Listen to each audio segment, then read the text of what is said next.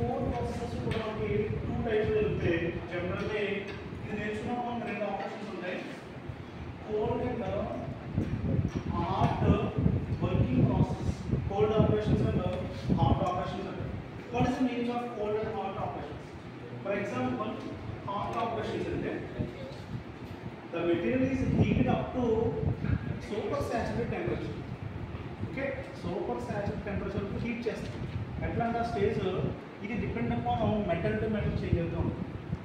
For example aluminium melting point మనం మార్చుకున్నాం, కానీ దీనికి సూపర్ సాచురేషన్ అంటే మెల్టింగ్ అవ్వకుండా ముందు ఒక పాయింట్ ఉంటుంది. ఫర్ ఎగ్జాంపుల్ ఎంఎస్ తీసుకుంటే ఎంఎస్ని మనం సూపర్ సాచురేషన్ పాయింట్ వరకు హీట్ చేస్తాం.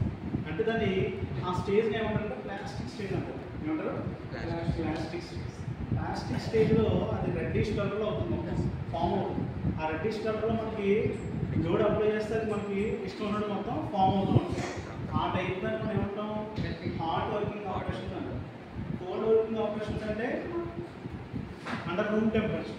నార్మల్గా ఒక మెటీరియల్ తీసుకుంటాం, ఆ రూమ్ టెంపరేచర్లో మనకి డిఫరెంట్ షేప్స్ని చేస్తూ ఉంటాం. ఫర్ ఎగ్జాంపుల్ చూడండి, ఇప్పుడు ఎవరు చూడండి బెండింగ్ అన్నాం, ఒక షీట్ బెండ్ చేయొచ్చు, అట్లాగే డీప్ డ్రాయింగ్ చేయొచ్చు, ఆ షీట్ అంటే సెపరేషన్ చేయొచ్చు. వాట్ ఈస్ వాట్ మనం చూసుకుంటాం సార్. ఇందులో చూడండి రోలింగ్. ఇక్కడ రోలర్ మిల్స్ ఉంటాయి చూడండి, ఇట్లాంటివి రోలర్ మిల్స్ ఉంటాయి. జనరల్గా టైప్లో ఒక రెండు రోలర్ చేసింది.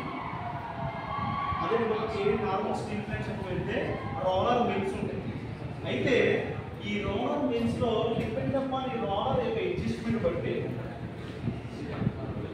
ఈ సూపర్ సాచురేషన్లో ఉన్న మెటీరియల్ ఈ రోలర్స్ మధ్యలో నుంచి ట్రావెల్ అవుతున్నప్పుడు ఈ రోలింగ్ వల్ల ఏమవుతుంది చూడండి, రోలింగ్ మిల్స్ ఏం చేస్తాయి, సమ్ లోడ్ చూడండి, సమ్ ఫోర్స్ అప్లై అవుతుందా, దీనికి ఆల్రెడీ డెడ్ వెయిట్ ఉంటుంది.